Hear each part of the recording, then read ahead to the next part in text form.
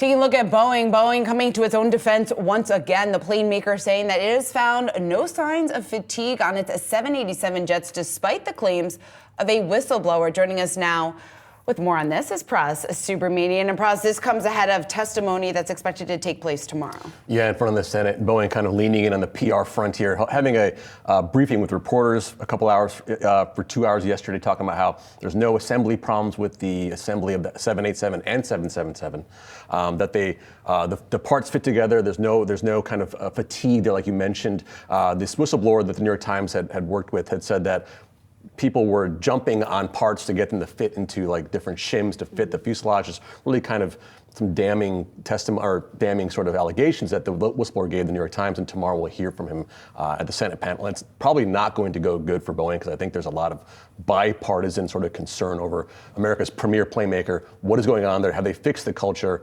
We're hearing about how the helpline they have for safety tips has exploded at the Boeing plant, and that's a good thing. But the question is, how far have they come to change what's happening there? And we'll see that. We'll see more about that tomorrow.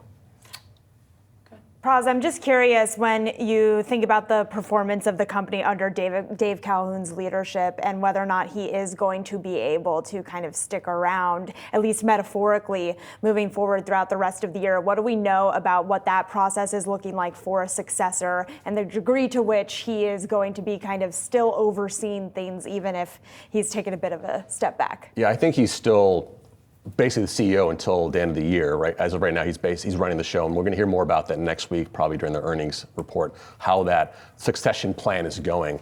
I have to imagine he hasn't really kind of taken a step back just quite yet, because they don't really have an heir apparent in place or an actual nominee in place. So I think he's still going to be there for a while. I was just thinking the other day about how much of this really is Dave Calhoun's fault. I mean, a lot of this stuff happened a long time ago.